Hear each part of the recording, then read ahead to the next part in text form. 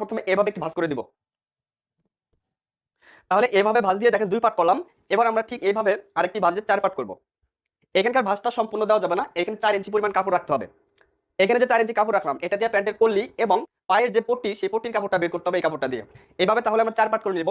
নেওয়ার পরে মনে রাখেন 10 গিরা কাপড় দিয়ে 10 ইঞ্চি প্যান্টের লম্বা হবে এবং 12 গিরা কাপড় দিয়ে 12 ইঞ্চি প্যান্টের লম্বা হবে, 14 গিরা কাপড় দিয়ে 14 ইঞ্চি প্যান্টের লম্বা হবে। ঠিক আছে, তাহলে এখানে 12 গিরা কাপড় নিছি, আমি 12 ইঞ্চি লম্বা এই মেয়েদের হাফ প্যান্ট তৈরি করব।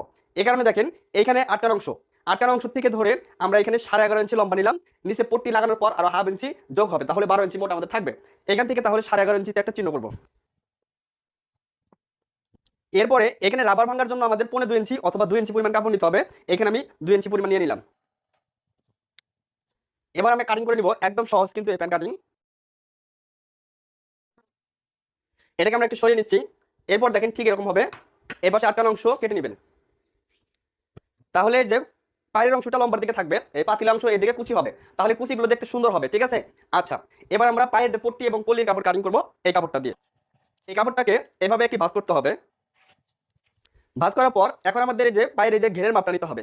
আপনার বাচ্চার শরীরের থেকে ঘেরের মাপ নেওয়ার পর 2 ইঞ্চি আরো বেশি দিবেন।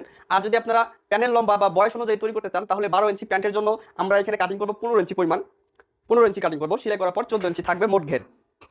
এভাবে কেটে নেওয়ার পর এটাকেও কেটে নিতে হবে। এই যেরকম দুইটা পায়ের 2 টুকরা কাপড় নিতে হবে। এখানে দেখেন 2 ইঞ্চি চওড়া বা 1.5 ইঞ্চি চওড়া থাকলে হয়ে যাবে। ঠিক আছে, এখান থেকে এখন আমাদের প্যান্টের কলি কাটিং করতে হবে।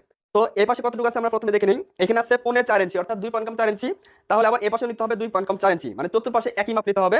অথবা আপনারা ঠিক এই কোণার থেকে এইভাবে ভাঁজ করে কলিটা কেটে নিতে পারেন।